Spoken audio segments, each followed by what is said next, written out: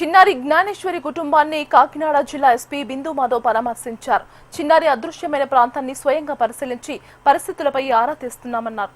Gnaneshwari case దర్యాప్తును మరింత ముమ్మరం చేస్తున్నట్లు ఎస్పీ తెలియజేశారు. అటవీ ప్రాంతం విస్తారంగా ఉండటంతో ప్రత్యేక బృందాలు జల్లెడ పడుతున్నాయి. ఎన్టీఆర్ఎఫ్, ఫారెస్ట్ శాఖ ప్రత్యేక బృందాలతో సర్చ్ ఆపరేషన్ కొనసాగుతోందన్నారు. చిన్నారి జంతువుల బారిన పడిందా లేక ఎవరైనా తీసుకెళ్లారా అనే అన్ని కోణాల్లో విచారణ చేస్తున్నట్లు జిల్లా ఎస్పీ బిందు మాధవ్ తెలిపారు. అలాగే పెంపుడు కుక్క మృతిపై వస్తున్న అనుమానాలను కూడా పరిశీలిస్తున్నట్లు చెప్పారు.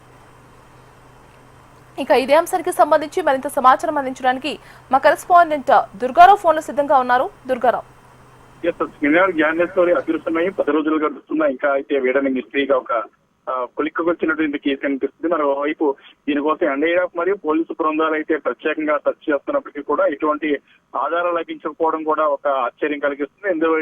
మరోవైపు ఇది అసలు ఎవరినైనా అపహరించిపోయారా లేకపోతే ఏమన్నా జంతువుల బారిన పడిందా అన్న కోణంలో కూడా పోలీసులు దర్యాప్తు చేస్తున్నారు. కానీ ఎటువంటి క్లూ కూడా లభించలేదని తెలుస్తుంది. మరోవైపు పెంపుడు కుక్కపై కూడా మృతిపై సోషల్ మీడియాలో అసత్య వార్తలు రావడంతో ఈ రోజు ఆ సంఘటన స్థలాన్ని జిల్లా ఎస్పీ కూడా పరిశీలించడం జరిగింది. పరిశీలించి అసలు ఏం జరుగుతుందన్న కోణంలో కూడా అయితే ఆయన దర్యాప్తు చేసే అధికారులకు తగు సూచనలు సలహాలు కూడా ఇవ్వడం జరిగింది. మరోవైపు అయితే పాప కోసం అయితే అటు అడవి ఫారెస్ట్ ప్రాంతం దగ్గరగా ఉండడంతో ఆ ప్రాంతంలో అంతా జల్లెడ పడుతున్నప్పటికీ కూడా ఆ ప్రాంతంలో ఎక్కడ ఎటువంటి ఆధారాలు లేవు. ఆ ప్రాంతంలో గతంలో అటు అడవి పందులు తిరిగే సంచరించే ప్రాంతంగా కూడా చెప్తున్నారు. అక్కడ పెద్ద ఎత్తున కొండ చెలవలు కూడా ఉంటాయని చెప్తున్నారు. కానీ అడవి పందులు ఒకవేళ ఏమన్నా బారిన పడితే కంపల్సరీ అక్కడ ఆధారాలు ఉంటాయి. ఏదో తిరిగిన వస్త్రాలు కావచ్చు, ఎవరైనా అక్కడ బ్లడ్ ఉండడం అలాంటి ఆధారాలు ఉంటాయి. అడవి పందుల బారిన పడితే మరోవైపు కొండ చెలవలు దొరుకుతాయి కాబట్టి కొండ చెలవలు బారిన పడినా కూడా కేవలం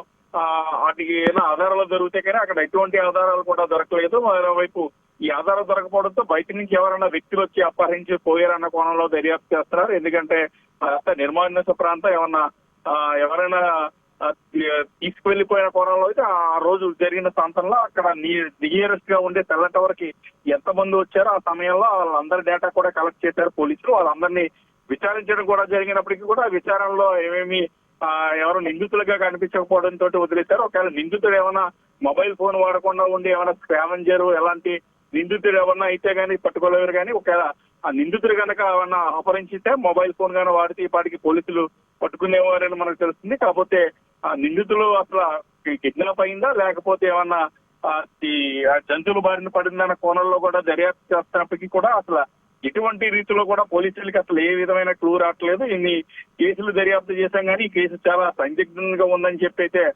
హెచ్ఎంటీతో ఆఫ్ ది రికార్డ్ ఒక పోలీసు ఉన్నతాధికారి కూడా చెప్పడం జరిగింది. ఎందుకంటే ఇన్ని రోజుల నుంచి సెర్చ్ చేస్తున్నప్పటికీ కూడా అక్కడ ఎటువంటి ఆధారాలు దొరకలేదు. ఏదో కేసులో నిందితులు కిడ్నాప్ చేస్తే ఏదో ఒక ఆధారం దొరుకుతారు కానీ ఆధారం కూడా లేకపోలేదు. మరోవైపు ఇదంతా అటవీ ప్రాంతం, మారుమూల గ్రామ ప్రాంతంతో చుట్టుపక్కల ఎక్కడ సీసీ కెమెరాలు కూడా లేకపోవడంతో ఒకవేళ కిడ్నాప్ చేస్తుంటే పోలీసులు దానికి దర్యాప్తుకి కూడా కొద్దిగా భంగం కలిగించే విధంగా ఉన్నట్టు తెలుస్తుంది. సీసీ కెమెరా ఉంటే తప్పకుండా సీసీ కెమెరా లో అసలు నిందితులు ఎవరెవరని ఏమన్నా తీసుకెళ్లారన్న అంశం వస్తారు. మరోవైపు ఈ ప్రాంతంలో క్షుద్ర పూజలు ఎక్కువ చేస్తారని, చెడుపు చేతబళ్ళు అని అలాంటివి చేస్తూ ఉంటారని ఒక గతంలో నమ్మకం ఉండేది. ఒక ఆ కోణంలో ఏమన్నా జరిగిందన్న కోణంలో కూడా అయితే దర్యాప్తు చేస్తున్నారు. అందులోని ఈ రోజు అమావాస్య. ఇప్పుడు దీనిపై అయితే సోషల్ మీడియా ఒక పెద్ద ఎత్తున ప్రచారం జరుగుతుంది.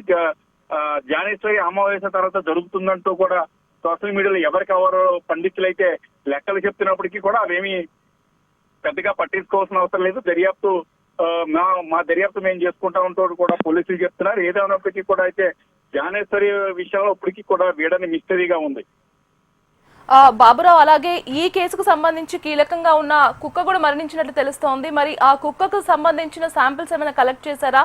వాటి వివరాలు ఎప్పుడొచ్చే అవకాశం ఉంది?